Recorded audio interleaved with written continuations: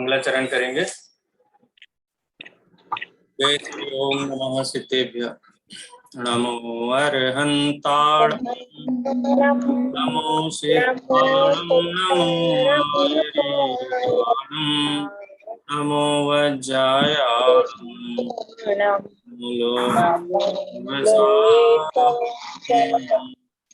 जीवम जीवम दहवसवेण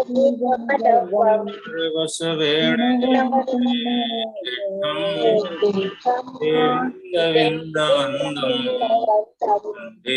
सर्वदा शिरसा। द्रव्य संग्रह ग्रंथ के ऊपर हमारी प्रवर्तमान कक्षा में जीव की चर्चा पूरी हो चुकी है। जीव द्रव्य की, जैसा कि मंगलाचरण में आचार्य देव ने कहा था, जीवम जीवम दव्वम जिणवर बसवेण जीवेण दिठम देविंद विंद वंदम वंदे तम सवदा सिरसा। तो सबसे पहले जीवम की बात की थी और जीव के 9 अधिकार, जीवत्व, उपयोगमत्व, अमूर्तिकत्व, जीवो उवो गमो अमुत्ति, कर्ता कर्तृत्व, भोक्तृत्व,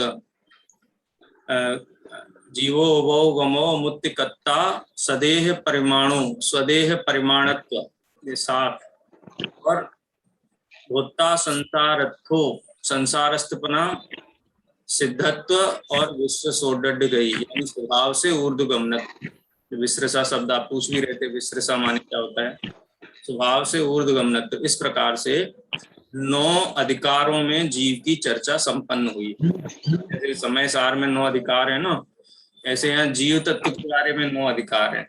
उनका विभाग नहीं किया गया एक एक अध्याय करके, लेकिन 9 अधिकार ही समझना चाहिए। उसके बाद में अब अजीव द्रव्य की चर्चा करते हैं। छेड़ाला में भी हमने पढ़ा है ना, उद्गल नव धर्म अधर्म काल किनते न्यारी है जीव चाल। तो ऐसे ही अजीव द्रव्यों में जो शेष 5 जड़ द्रव्य हैं, अचेतन द्रव्य हैं, ज्ञान से रहित, ज्ञान दर्शन आदि चैतन्य गुणों से रहित जो द्रव्य हैं, उनकी चर्चा करते हैं। गाथा पाठ करेंगे सबसे पहले। अजीवो पुण्यो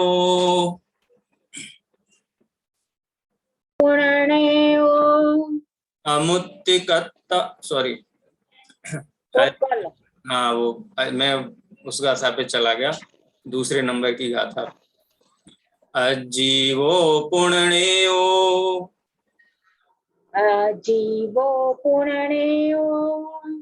पुग्गल धम्मो अधम्म आयासम पुग्गल धम्मो अधम्मो आयासम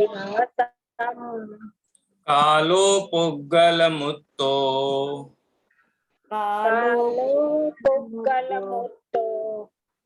रुवादिगुणो अमुत्तिशेषादु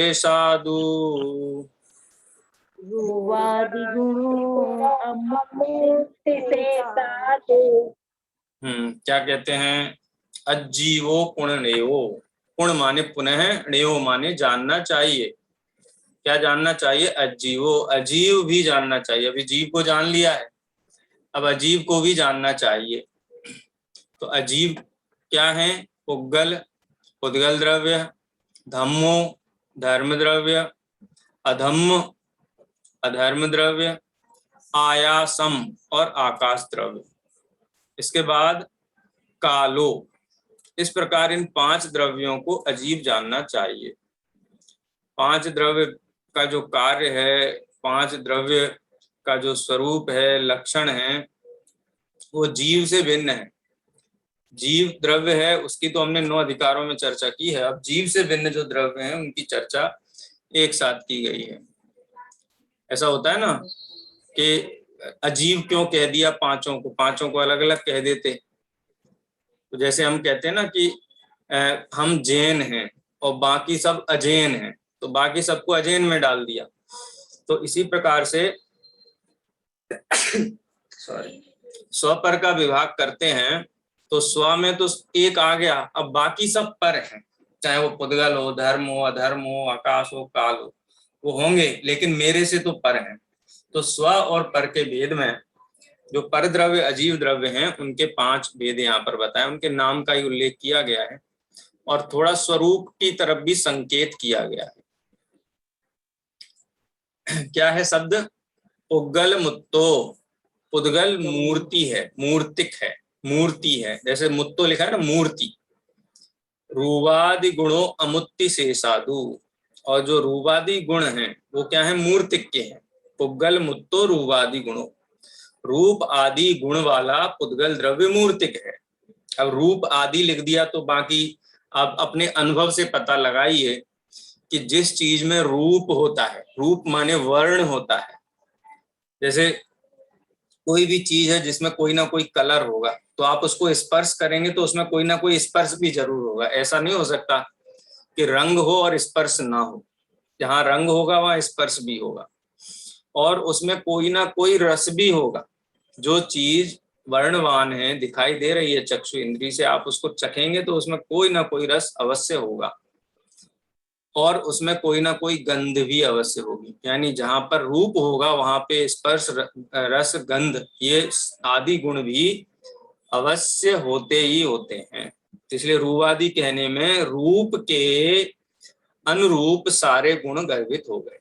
तो पहले क्या किया कि जीव अजीव के भेद किए, तो जीव तत्व की चर्चा तो 14 गाथाओं तक पूरी हो गई। अब अजीव द्रव्य की चर्चा की। अजीव द्रव्य के 5 भेद किए, पुद्गल, धर्म, अधर्म, आकाश और काल।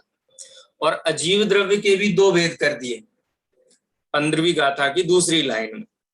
कौन से भेद कर दिए? मुत्तो अमुत्ति, मूर्तिक और अमूर्तिक। मूर्तिक कौन है? पुद्गल द्रव्य मूर्तिक है, और अमुत्ति से साधु, से सभी अमूर्तिक हैं। अब शेष में जीव भी वैसे आ जाएगा, और नीचे जो अर्थ किया है वो वैसा ही किया है कि रूपादि गुण न होने से शेष 5 द्रव्य अमूर्तिक हैं। यानी पहले जिस जीव द्रव्य की चर्चा हम कर आए हैं वो भी अमूर्तिक है, और उसके साथ में धर्म, अधर्म, आकाश और काल, ये भी अमूर्तिक ही जानने चाहिए। ठीक है, ये इसका सामान्य अर्थ हुआ। कोई शब्द ख्याल में नहीं आया हो तो आप पूछ सकते हैं। सारे शब्दों का अर्थ ख्याल में आ गया? शेषादु, शेष, जो शेष 5 द्रव्य हैं उनका वो अमूर्तिक है, ऐसा यहाँ पे कहा शेषादु में। चलिए अब इसको अपन रीड करते हैं, पढ़ते हैं इसको। चलिए धर्मिष्ठा बहन प्रारंभ करिए रीडिंग।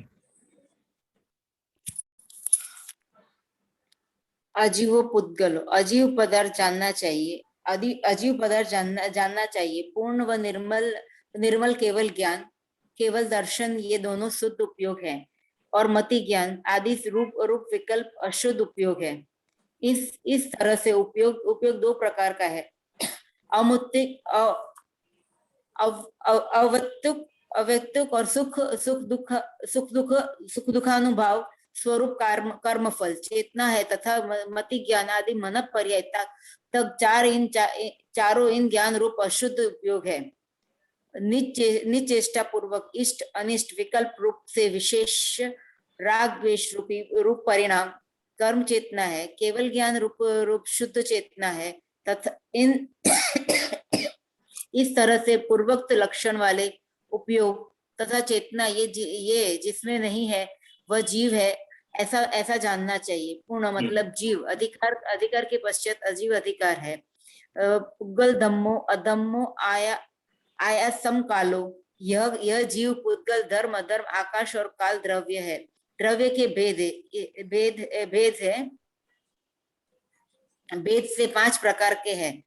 5 प्रकार के पूर्ण तथा गुगल, पुद्गल धर्म अधर्म, पूर्ण तथा गलन स्वभाव से सहित होने से पुद्गल कहा जाता है। पूर्णे और गलने के स्वभाव वाले पुद्गल है। क्रम से गति, स्थिति, अवगाह और वर्तना लक्षण वाले धर्म अधर्म आकाश और काल, ये 4 द्रव्य है। गति में सहायक धर्म ठहराने सहायक अधर्म, आवागमन देने वाले आकाश वर्तना लक्षण वाले काल द्रव्य। हाँ धर्मिष्ठा बहन, आपकी आवाज बहुत कट के आ रही है, शायद इंटरनेट फ्लक्चुएट हो रहा है आकाश और आपका। काल, ये जी। कोई बात नहीं। ओके। हाँ, इसकी थोड़ी अपन चर्चा कर लेते हैं। पहले सबसे पहले तो अजीवो पुण्य शब्द का अर्थ किया। अजीवो पुण्य प्रणयो, अजीव भी जानना चाहिए। अजीव का मतलब जीव नहीं है ऐसे पदार्थ। तो जीव क्या है? पूर्ण निर्मल केवल ज्ञान, केवल दर्शन, शुद्ध उपयोग, मति ज्ञान आदि रूप विकल शुद्ध उपयोग। मैंने संसारी मुक्त सभी जीवों को यहाँ शामिल कर लिया। जो सुख दुख अनुभव रूप कर्मल चेतना है, मति ज्ञान आदि मन पर्याय तक चारों ज्ञान रूप अशुद्ध उपयोग है। निश्चेष्टा पूर्वक इष्ट अनिष्ट विकल्प रूप से विशेष राग द्वेष रूप परिणाम कर्म चेतना है, और केवल ज्ञान रूप शुद्ध चेतना है। यानी संसारी और मुक्त जीव सभी जीवों को यहाँ जीव द्रव्य में शामिल किया, और इससे बाहर जो भी हैं, जितनी भी सत्तावान वस्तुएं हैं, उन सबको अजीव में डाला।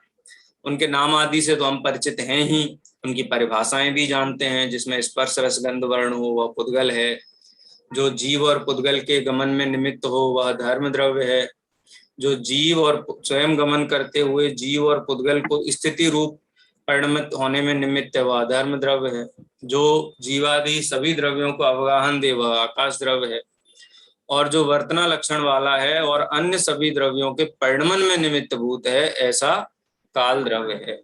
इस प्रकार से ये 6 द्रव्यों का सामान्य स्वरूप, इससे हम परिचित हैं ही। पुद्गल के संबंध में थोड़ी विशेष चर्चा की गई है। शुद्ध पुद्गल परमाणु क्या है? शुद्ध पुद्गल परमाणु जो एक प्रदेशी है, स्कंध रूप परिणमित होता हुआ भी प्रत्येक पुद्गल परमाणु अपने आप में पूर्ण द्रव्य है, ईश्वर है। गुरुदेव श्री ये कहते थे एक एक परमाणु होता ना ईश्वर है, माने वो अपने आप में पूर्ण वैभवशाली समृद्धशाली है। क्यों? क्योंकि अन्य द्रव्य उसको बदल नहीं सकता है। दुनिया की कोई भी ताकत एक पुद्गल द्रव्य को भी परिणमित नहीं करा सकती। पुद्गल स्वयं अपने सठ कारक से परिणमित होता है। तो ऐसे शुद्ध पुद्गल है, और वह शुद्ध कर्मबंध आदि रूप भी परिणमित होता है, और उस कर्म के निमित्त से जीव में अशुद्ध अवस्थाएं भी होती हैं। और वो पुद्गल परमाणु स्कंद रूप भी परिणमित होता है, वो भी अपनी योग्यता से होता है। उसमें स्निग्ध और रूक्षत्व नाम की जो द्वि अणुक बंध दशाएं हैं, उसके अनुसार वह परिणमित होता है। और ये पुद्गल द्रव्य जीव को कर्माण वर्गणा रूप परिणमित होकर के विभाव रूप परिणमित कराने में भी निमित्त होता है। इसलिए पुद्गल के संबंध में थोड़ा कर्म वाले एंगल से यहाँ पर चर्चा की गई है। और पुद्गल में बंध क्यों होता है? स्निग्ध माने चिकनापन होता है, और रूक्षत्व माने होता है रूखापन। यानी पुद्गल में द्विअणुक माने 2 गुण रूक्ष के हैं तो 4 गुण स्निग्धता के हैं, तो उनमें बंध होगा। 2 गुण अधिक वाले परमाणुओं में परस्पर बंध होता है। वो समझ लो फिजिक्स है एक तरीके से, जैनिज्म की फिजिक्स या केमिस्ट्री आप कह सकते हैं इसको।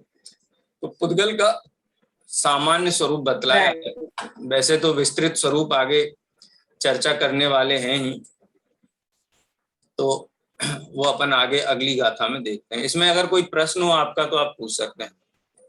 शर्मिष्ठा बहन ठीक है ना?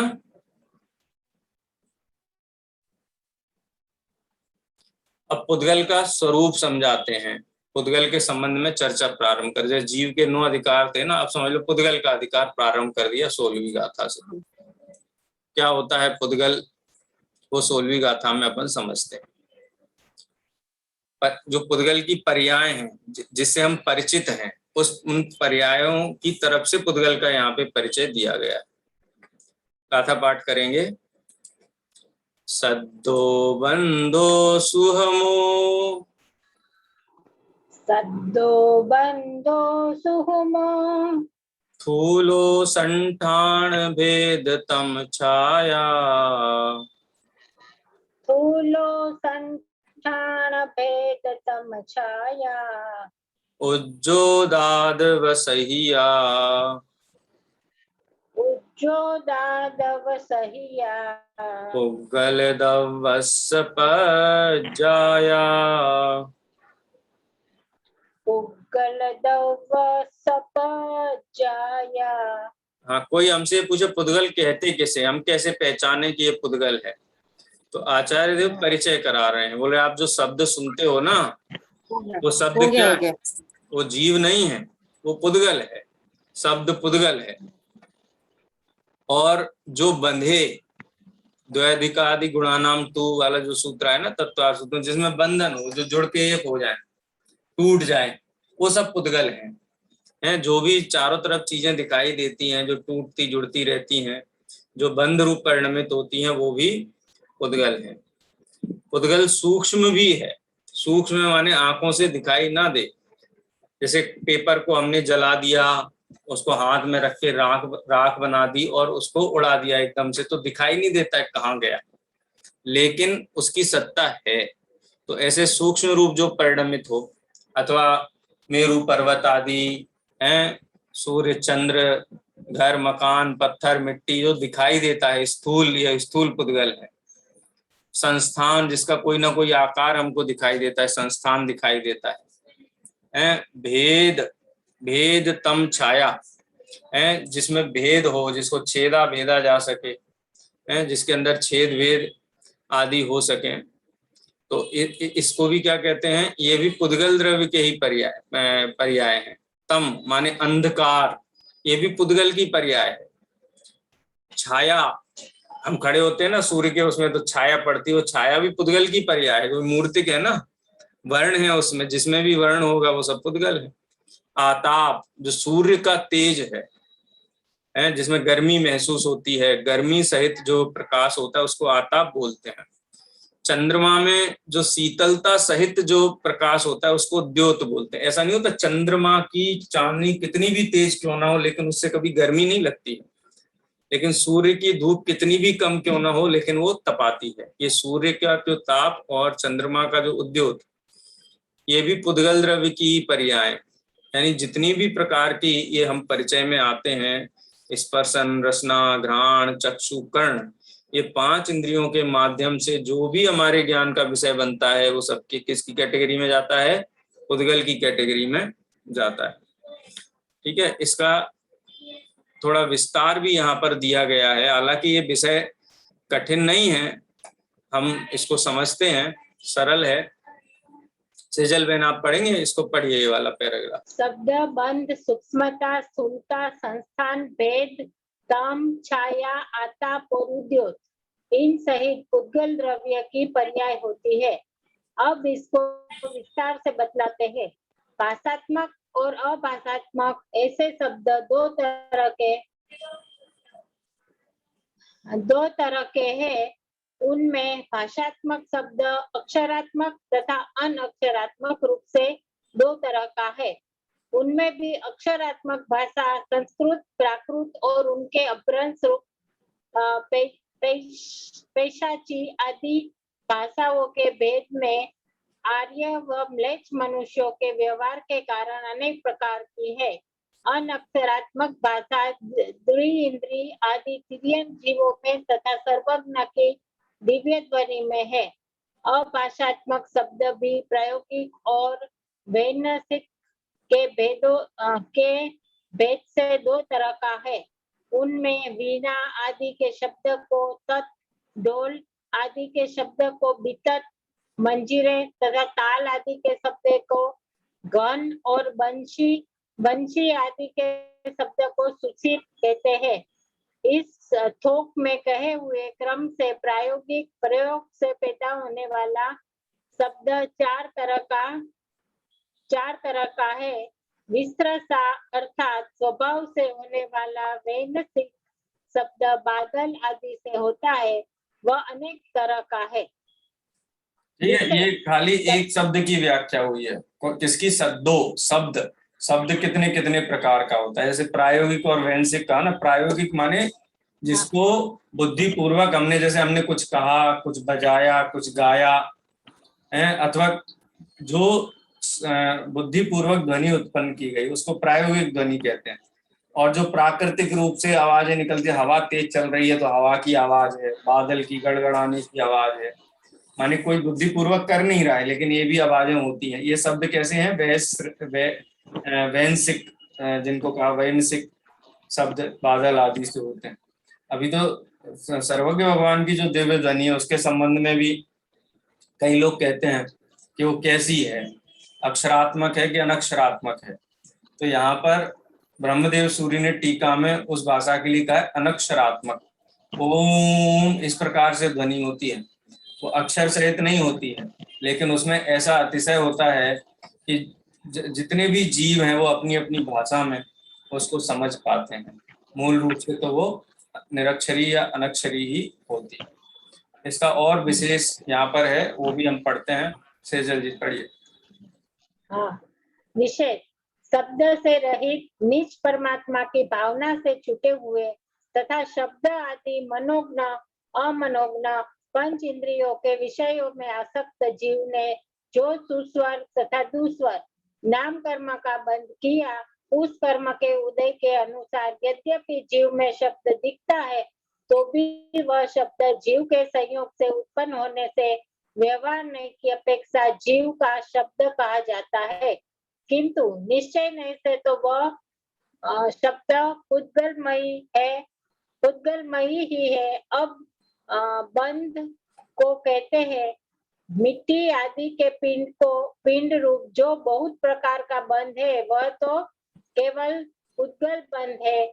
जो कर्म नो कर्म रूप बंध है वह जीव और पुद्गल के संयोग से होने वाला बंध है। विशेष यह है कि कर्म बंध से भिन्न जो निज शुद्धात्मा की भावना से रहित जीव के अनुपचरित असद्भुत व्यवहार नहीं से द्रव्य बंध है, और उसी तरह अशुद्ध निश्चय नहीं से जो वह रागादिक रूप भावबंध कहा जाता है, यह भी शुद्ध निश्चय नहीं से पुद्गल का ही बंध है। विकल्प आदि की अपेक्षा बेर आदि फलों में सूक्ष्मता है और परमाणु में साक्षात सूक्ष्मता है। परमाणु की सूक्ष्मता किसी की अपेक्षा से नहीं। बेर आदि की अपेक्षा बिल्वादि में स्थूलता बड़ापन है। तीन लोक में व्याप्त महाबंध में सबसे अधिक स्थूलता है। समचतुरस्थ, न्यग्रोध, सात्विक, कुंभज, वामन और हुंडक ये 6 प्रकार के संस्थान व्यवहार से जीव के होते हैं, किंतु संस्थान शून्य चेतन चमत्कार परिणाम से भिन्न होने के कारण निश्चय नहीं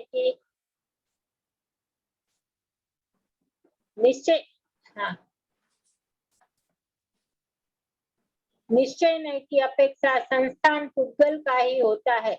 जो जीव से भिन्न गोल, त्रिकोण, चौकोर आदि प्रकट अप्रकट अनेक प्रकार के संस्थान है, वे भी पुद्गल के ही है। गेहूं आदि के चूर्ण रूप से तथा घी खांड आदि रूप से अनेक प्रकार का भेद खंड जानना चाहिए। दृष्टि को रोकने वाला अंधकार है, उसको तम कहते हैं। पेड़ आदि के आश्रय से होने वाली तथा मनुष्य आदि की परछाई रूप जो है उसे छाया जानना चाहिए। चंद्रमा के विमान में तथा जुगनू आदि तिर्यंश जीवों में उद्योत होता है। सूर्य के विमान में तथा अन्यत्र भी सूर्यकांत विशेष मणि आदि पृथ्वी काय में आतप जानना चाहिए। सारांश यह है कि जिस प्रकार शुद्ध निश्चय से जीव के निज आत्मा की उपलब्धि रूप सिद्ध स्वरूप में स्वभाव व्यंजन पर्याय विद्यमान है, फिर भी अनादि कर्म बंधन के कारण पुद्गल के स्निग्ध तथा रुक्ष गुण के स्थानभूत राग द्वेष परिणाम होने पर स्वाभाविक परमानंद रूप एक स्वास्थ्य भाव से भ्रष्ट हुए जीव के मनुष्य नारक आदि विभाव व्यंजन पर्याय होती है। उसी तरह पुद्गल में निश्चय नहीं की अपेक्षा शुद्ध परमाणु दशा रूप स्वभाव व्यंजन पर्याय के विद्यमान होते हुए भी स्निग्धता तथा रुक्षता से बंद होता है। इस वचन से राग और द्वेष के स्थानीय बंध योग्य स्निग्ध तथा रुक्ष परिणाम के होने पर पहले बतलाए गए शब्द आदि के सिवाय अन्य भी शास्त्रोक्त लक्षण युक्त सिकुड़ना, फैलना, दही, दूध आदि विभाव व्यंजन पर्याय जाननी चाहिए। इस प्रकार अजीव अधिकार में अजीवों आदि पूर्व गाथा में कहे हुए रूप रसादि चारों गुणों से युक्त तथा यहाँ गाथा में कथित शब्द आदि पर्याय सहित अणु स्कंद आदि पुद्गल द्रव्य का संक्षेप से निरूपण करने वाली 2 गाथाएं समाप्त हुई। हाँ देखो, इसमें अगर अपन देखें तो जो चर्चा पुद्गल स्कंद की चल रही है ना, पुद्गल स्कंद क्या है, अगर उसको व्यंजन पर्याय की अपेक्षा से देखा जाए, व्यंजन पर्याय कहते किसे हैं? प्रदेशत्व गुण के विकार को व्यंजन पर्याय कहते हैं। प्रदेशत्व गुण किसे कहते हैं? यानी जीव का जो आकार या पुद्गल का जो आकार है, यदि वो स्वाभाविक आकार है तो स्वभाव व्यंजन पर्याय है, यदि वो स्वाभाविक नहीं है, पर के कारण है, तो उसको विभाव व्यंजन पर्याय कहते हैं। जैसे संसारी जीवों की पर्याय को नर नारकादि पर्याय जो उनमें आकार होते हैं आत्मा के, वो सब विभाव व्यंजन पर्याय, क्योंकि छोटा बड़ा होना ये जीव का नहीं है, वो तो नियत प्रदेश वाला है। और सिद्ध पर्याय जो छोटी बड़ी नहीं होती है शादी अनंत काल के लिए, वो स्वभाव व्यंजन पर्याय है। इसी प्रकार अगर पुद्गल में घटित किया जाए तो एक शुद्ध पुद्गल परमाणु जो एक प्रदेशी है, वो स्वभाव व्यंजन पर्याय है पुद्गल की। और जहाँ स्कंद रूप परिणमित हुआ, चाहे वो स्कंद छोटा हो, चाहे मध्यम आकार का हो, चाहे सबसे बड़ा हो, और सबसे बड़ा स्कंद के लिए यहाँ बताया, सबसे बड़ा स्कंद कौन सा है? पूरा 343 घन राजू का एक प्रदेश ऐसा नहीं है जिसमें पुद्गल परमाणु ना हो, यानी कोई गैप नहीं है बीच में पुद्गल परमाणु ही भरे हुए। तो ये पूरा 343 घन राजू का महास्कंद है, इसको स्थूलतम कह सकते हैं। फिर उससे जो छोटा है तो उसकी अपेक्षा से उसको सूक्ष्म कहा गया। यहाँ पे बेर का उदाहरण दिया गया, और बेल का, बेल माने बिल्लो आदि, बेल का फल होता है ना, वो इतना बड़ा कठोर सा होता है, वो बेल होता है, वो बेर छोटे छोटे होते हैं, तो बेल की अपेक्षा से बेर सूक्ष्म है। तो ऐसे सूक्ष्मता स्थूलता जिनके मध्य में हो, इसी प्रकार से जो नामकर्म है, संस्थान नामकर्म के उदय के कारण जो आकार होते हैं शरीर के, समचतुरस संस्थान जो तीर्थंकर और चरम शरीरियों को होता है, न्यग्रोध संस्थान, सात्विक संस्थान, कुब्जक संस्थान, बामन संस्थान, हुंडक संस्थान, तो जो आकार है शरीर के, ये पुद्गल की पर्याय हैं, ये जीव के संस्थान नहीं होते, लेकिन व्यवहार नए से जीव के कहे गए हैं। असद्भुत व्यवहार नए की अपेक्षा से 2 द्रव्यों को मिलाकर के बात की गई। हाँ बोलिए। ये समचतुरस्थ के सिवाय के जो है ना संस्थान, हाँ उसमें थोड़ा बतलाएंगे क्या? हाँ बता देते। समचतुरस्र संस्थान का मतलब होता है शरीर का जो आकार है वो बिल्कुल कहना चाहिए बिल्कुल जैसा जो अंग का आकार होना चाहिए, अत्यंत सुंदर, जो चरम शरीरी अथवा तीर्थंकर आदि जो होते हैं ना, उनको समचतुरस्र संस्थान होता है। इसका न्यग्रोध बोलते हैं बरगद की तरह, नीचे पतला और ऊपर मोटा, ठीक है ना। हाँ, उसको न्यग्रोध संस्थान बोलते हैं। सबका अलग अलग दिखावट होती है ना, सबकी कोई कैसा दिखाई देता है। कोई हुंडक माने बड़ी डील डोल का होता है जिसकी भुजाएं बड़ी हों, पैर और कंधे ऊंचे ऊंचे हों, वो हुंडक संस्थान वाला है, टेढ़ा मेढ़ा हो। जो बामन संस्थान माने जिसका छोटा आकार हो, जिसकी हाइट कम होती है ना, कई लोग कम हाइट हो, बामन संस्थान वाले। कुब्जक संस्थान वाले कुबड़ निकला हो, पीठ में झुक के चलते हो, ऐसे भी होते हैं। ये सात्विक शब्द का कुछ और शब्द है एक्चुअली, यहाँ कुछ स्पेलिंग मिस्टेक हुई है। तो मतलब ये शरीर के जो आकार है ना 6 प्रकार के, ये सब क्या है? पुद्गल की पर्याय, ये जीव की पर्याय नहीं, ये यहाँ समझाना चाहते हैं। ठीक है। और भी संस्थान होते हैं पुद्गल के, गोल, त्रिकोण, चौकोर, दुनिया में षटकोण, अष्टकोण, बहुत प्रकार के आकार पुद्गल के देखे जाते हैं। यानी जो भी हमको जो संस्थान दिखाई दे रहा है चक्षु इंद्री से, ये सब पुद्गल की पर्याय हैं, ये यहाँ समझाना चाहते हैं। ठीक है। उसी प्रकार से खंड रूप, खंड माने टुकड़े रूप जो हो जाए, जैसे गेहूं का टुकड़ा है, चून माने आटा है, घी है, खांड है, ऐसे इनमें मिल जाए, टुकड़े हो जाए, तो ये भेद होना भी ये पुद्गल में होता है। इस प्रकार जीव में नहीं होता। जीव के आधे प्रदेश टूट के अलग हो जाए, आधे अलग हो जाए, ऐसा जीव में नहीं होता, वो अखंड ही रहते हैं प्रदेश। अंधकार किसे कहते हैं वो समझा लिया है। चक्षु इंद्रिय को देखने में बाधा उत्पन्न करे, उसको यहाँ पर तम माने अंधकार कहा गया है। उसके बाद पेड़ आदि और अथवा सूर्य की रोशनी पड़ती है तो आगे जो काला काला जो आकृति बनती है उसको परछाई कहते हैं, वही पुद्गल की पर्याय है। चंद्रमा, जुगनू आदि का जो प्रकाश निकलता है उसको द्योत कहते हैं। सूर्य का जो विमान है अथवा जो सूर्य है, सूर्यकांत मणि है, ये सब क्या है, ये आताप है। ठीक है, पृथ्वी काय और सूर्य विमान भी पृथ्वी काय ही है एक तरीके से। पृथ्वी काय पिंडों में से जो गर्मी निकलती है उसको आताप कहते हैं, रोशनी के साथ जो गर्मी निकलती है। तो इस प्रकार से वास्तव में शुद्ध निश्चय से जीव है उसका तो अपना स्वभाव व्यंजन पर्याय रूप परिणमित सिद्ध भगवान है, और पुद्गल कर्म के संबंध के कारण जो अनेक प्रकार के जो आकार जीव के बनते हैं वो सब उसकी विभाव व्यंजन पर्याय हैं जीव की।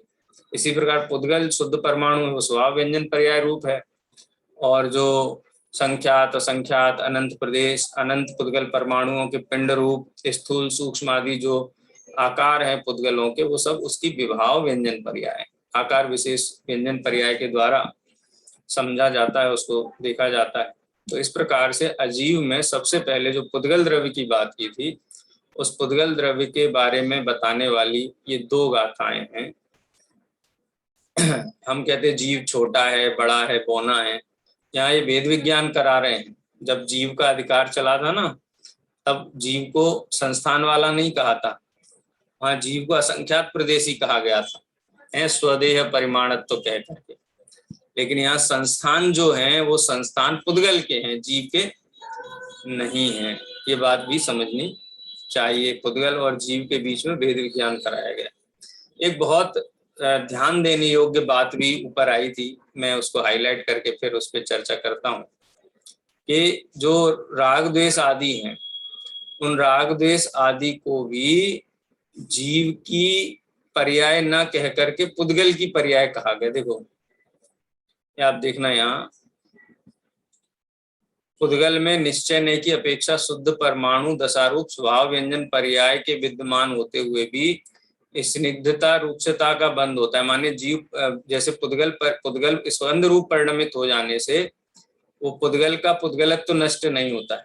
ठीक है, इस वचन से राग और द्वेष के स्थानीय बंध योग्य स्निग्ध तथा रूक्ष परिणाम के होने पर पहले बतलाए गए शब्द आदि के सिवाय अन्य भी शास्त्रोक्त लक्षण युक्त सिकुड़ना फैलना ये जानना चाहिए। यहाँ राग और द्वेष को भी उसमें पुद्गल के लक्षण घटित किए।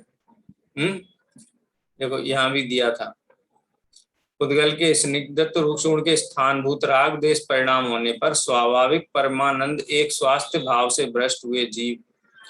तो ये पुद्गल के स्थानभूत है राग और द्वेष परिणाम, और ये जीव के स्वाभाविक भाव नहीं है, कर्म के उदय से होने वाले भाव हैं, और इसीलिए इनको पुद्गल भी कहा जाता है। राग द्वेष कषाय आदि क्या हैं, जीव हैं कि पुद्गल हैं। तो पुद्गल कर्म के उदय के निमित्त से होते हैं और पर द्रव्यों के लक्ष्य से उत्पन्न होते हैं, इसलिए इनको भी किस में डाला गया है, पुद्गल द्रव्य में ही डाला गया।